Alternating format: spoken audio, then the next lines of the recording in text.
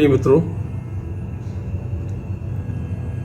जब ईश्वर ने इब्राहिम को मेसोपोटामिया के ऊर देश से बुलाकर उसकी संतानों को एक देश देने और उन्हें एक बड़ी जनता बनाने की प्रतिज्ञा की, तब उसकी आयु 75 वर्ष की थी। लेकिन 25 वर्ष के संघर्षमय इंतजार के बाद ही उस प्रतिज्ञा का पूर्तीकरण हुआ। इब्राहिम धनी था, ईश्वर का आज्ञानुवर्ती था, लेकिन वो इंतजार करते करते थक गया और पत्नी साराई के सलाह पर तत्कालीन प्रथा के अनुसार दासी हागार से उसके एक पुत्र भी हुआ। वो उसका नियामिक पुत्र रहा, लेकिन वो प्रतिज्ञा का पुत्र नहीं था।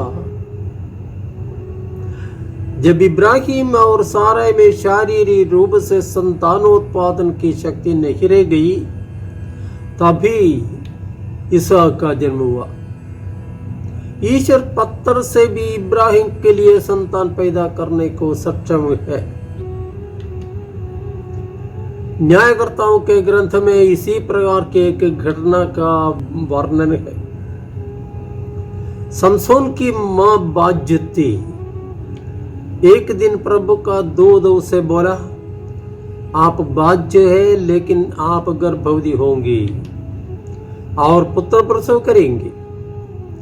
वो माता के गर्भ से ईश्वर को समर्पित होगा और फिलिस्तियों के हाथों से इस्राएल का उद्धार उसी से प्रारंभ होगा। जब ईश्वर किसी विशेष कार्य के लिए किसी व्यक्ति को नियुक्त करना चाहता है, तो उसके जन्म से पहले ही वो चुन लिया जाता है। इसहाक, याकूब, समसोन, समूएल, यूहन्ना बपतिस्मा आदि के जीवन में यह ईश निधि हम देख सकते हैं। ये सब चुनाव आने वाले मसीह के जन्म को सूचित करते हैं।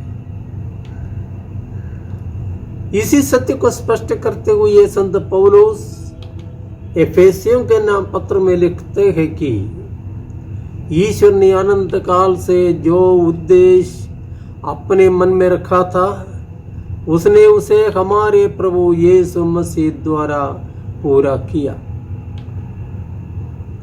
इसी ईश्वरी योजना के अनुसार मसीह के अग्रदूत यूहन्ना का जन्म जकरिया को प्राप्त दूत संदेश के अनुसार हुआ।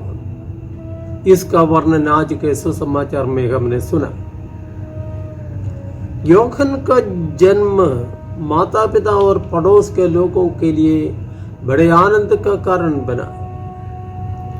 दूत संदेश पर अविश्वास करने के कारण मौनी बने जकरिया की जीभ का बंधन उसी संदेश के अनुसार बच्चे को यूहन्ना नाम रखे जाने पर खुल गया और जकरिया ईश्वर की स्तुति करने लगा।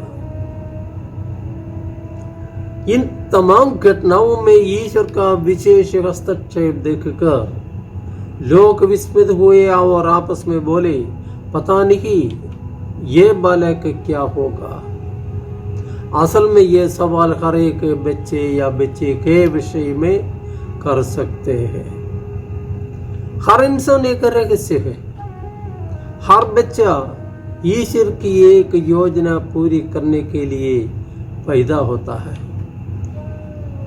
यह रहस्यमय योजना धीरे धीरे उसके जीवन में खुल जाती है। सुसमाचार कर्ता लूकास कहता है, बालक यूहन्ना पर प्रभु का अनुग्रह बना रहा। यह अनुग्रह हर इंसान को प्राप्त है। सवाल यह है कि इस अनुग्रह का हम क्या करते हैं। ईश्वर के अनुग्रह के प्रति हमारा रवैया क्या है। क्या हम उससे अपने जीवन को संपन्न करते हुए ईश्वर की महिमा बढ़ाते हैं या उसका तिरस्कार करके अपने जीवन को बर्बाद करते हैं? इसका उत्तर हम अपने अंदर ही तलाश लें। जी।